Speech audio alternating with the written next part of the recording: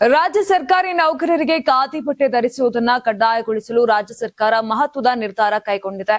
ಸರ್ಕಾರದ ಮುಖ್ಯ ಕಾರ್ಯದರ್ಶಿ ಡಾಕ್ಟರ್ ಶಾಲಿನಿ ರಜನೀಶ್ ಅವರ ಅಧ್ಯಕ್ಷತೆಯಲ್ಲಿ ವಿಧಾನಸೌಧದಲ್ಲಿ ನಡೆದ ಸಭೆಯಲ್ಲಿ ಈ ತೀರ್ಮಾನವನ್ನ ಕೈಗೊಳ್ಳಲಾಗಿದೆ.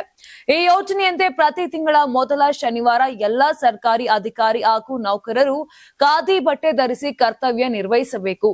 ಖಾದಿ ಉತ್ಪನ್ನಗಳನ್ನು ಉತ್ತೇಜಿಸುವ ಉದ್ದೇಶದಿಂದ ಈ ಕ್ರಮ ಜಾರಿಗೊಳ್ಳುತ್ತಿದ್ದು, ಏಪ್ರಿಲ್ 24ರಂದು ಅಧಿಕೃತವಾಗಿ ಚಾಲನೆ ದೊರೆಯಲಿದೆ.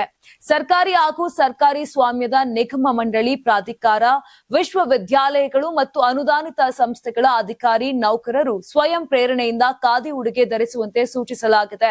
ಹಾಗಾದ್ರೆ ಸಭೆಯಲ್ಲಿ ಕೈಗೊಂಡ ಪ್ರಮುಖ ನಿರ್ಧಾರಗಳನ್ನ ನೋಡೋದಾದ್ರೆ, ಖಾದಿ ಗ್ರಾಮೋದ್ಯೋಗ ಮಂಡಳಿಯು ಹಾಲಿ ನೀಡುತ್ತಿರುವ ರಿಯಾಯಿತಿಯ ಹೊರತಾಗಿ ಅಧಿಕಾರಿ ನೌಕರರಿಗೆ 5% ಹೆಚ್ಚುವರಿ ರಿಯಾಯಿತಿ ನೀಡುವುದು. ಪುರುಷ ನೌಕರರು ಖಾದಿ ಬಟ್ಟೆಯ ಶರ್ಟ್, ಪ್ಯಾಂಟ್, ಓವರ್ ಕೋಟ್ ಹಾಗೂ ಇತರೆ ಶಿಸ್ತಿನ ಉಡುಗೆಗಳು.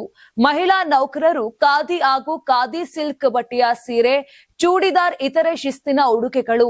ಎಂಎಸ್ಐಎಲ್ ಸಂಸ್ಥೆಯ ಮೂಲಕ ಸೇನಾ ಕ್ಯಾಂಟೀನ್ ಮಾದರಿಯಲ್ಲಿ ರಾಜ್ಯ ಸರ್ಕಾರಿ ನೌಕರರಿಗೆ ದಿನಬಳಕೆ ವಸ್ತುಗಳನ್ನು ರಿಯಾಯಿತಿ ದರದಲ್ಲಿ ಪೂರೈಸಲು ಸರ್ಕಾರಿ ನೌಕರರ ಕ್ಯಾಂಟೀನ್ ಪ್ರಾರಂಭಿಸಲು 2026-27ನೇ ಸಾಲಿನ ಆಯವ್ಯಯದಲ್ಲಿ ಈ ಯೋಜನೆಯನ್ನ ಘೋಷಣೆ ಮಾಡುವುದು.